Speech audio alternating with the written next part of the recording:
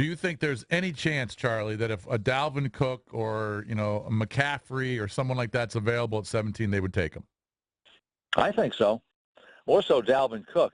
McCaffrey would certainly help them because he's a guy that can be a receiver out of the backfield.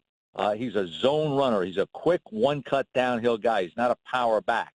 So I worry about him being a full-time back in the NFL. I showed something on the NFL Network last week where in the last 10 years, backs taken in the first 110 pounds, and usually they were, whether it's a C.J. Spiller, a Felix Jones, a Reggie Bush, you're getting a picture there. They're not full-time guys. The one full-time guy was Chris Johnson, but he ran 4.2 something.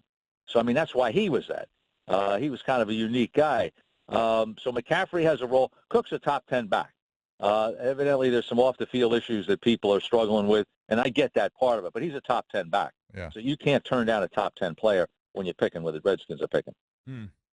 All right, so at the top, your latest mock is, and I agree, I don't think there's a chance Cleveland passes on Myles Garrett. I think he'll go number 1. It'll be interesting at number 2 with San Francisco. You've got them taking Thomas out of Stanford. I think they could even go corner, like take a Lattimore or maybe even take Jonathan Allen there. But give us your top 2 or 3. You got Fournette going high, too, at number 4 to Jacksonville. Give us your top 3 or 4 there in that projection. Yeah, it's and that's an old one. I haven't done a new one yet. That comes, by the way, next Monday on CSN. We have a Facebook Live with Julie Donaldson and myself doing a mock draft, so that'll be our next one out. Fournette, I got to Jacksonville. I think he could be he could argue he's the best player in the draft. This guy's a franchise guy. That's Jacksonville. Up top, I don't know there's any rhyme or reason here to this because Solomon Thomas is a good player, but I'm almost everybody's got him to San Francisco. They need a pass rusher. I'm not so sure he's the pass rusher that they need. He's more of an inside rusher than an outside rusher. Lattimore is clear away the top corner in this draft. Got some hamstring issues. Jamal Adams, Malik Hooker, the top safeties. These are the names that are going to go up there. The problem is the teams up top need other positions that don't have top 5 players. Jacksonville can use the running back. But Frisco, they need a pass rusher and a quarterback. Well, there's not a pass rusher and quarterback to take as far as an outside pass rusher, and there's no quarterback to take up top. The Bears can use secondary help, so they can take a corner, they can take a safety there. Jonathan Allen is a top 5 player, and he may slide a little bit in this draft just by what people need. Yeah, so, well, the Niners also need secondary help, so I could see them going with Lattimore if that was the case. So sure, they could take Lattimore and they could take Adams or Hooker. No question about it. Right. You could make that point right there. It's a very good point. When it comes to quarterbacks, do you have Watson ahead of Trubisky? No, I've got Trubisky ahead of him. But first of all, there's no top 10 quarterback. These guys are later quarterbacks, okay?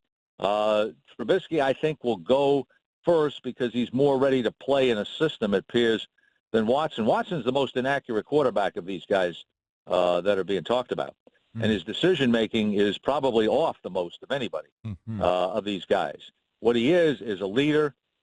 He throws the ball well in workouts. He is a smart guy. But he doesn't play as well when you look at all the games as the perception is on him from the outside in. When I interviewed teams at the end of the year, this guy had first and second round grades. Now, he had the championship game, which he came through, but in that fourth quarter, okay, he had 2 balls dropped by Alabama. He got 2 circus catches by his receivers, one of which is Mike Williams, the top pick. And then Alabama has a crucial penalty that helps him. The touchdown pass was pass interference, offensive pass interference against Clemson. I never called it. It was a pick. So, I mean, there's a lot of things that happened in that quarter, but you can't deny the guy's a leader. And he's smart, and he's got a presence to him, which that's the question on Trubisky. So that's why I'm saying there's no surefire quarterback in this draft. Which of the big name guys could you see slipping? Like that's the kind of the story of the first round. Well, Cook certainly could slip if you want to say he's a big name. I think he's a big name. And I'll say this: Fournette, everyone says is the top back. Which okay, we agree on that. But I did a survey of 19 teams at the Combine. 12 had Fournette 1, 7 had Cook 1. Wow. That tells you how good that's 7 teams that said he was better than Fournette. So that's the guy to me that slips in this thing. Jonathan Allen could slip in this thing. Between him and Solomon Thomas, I'm not sure both of them go right at the top, but they might. Lattimore could slip because of the injury factor.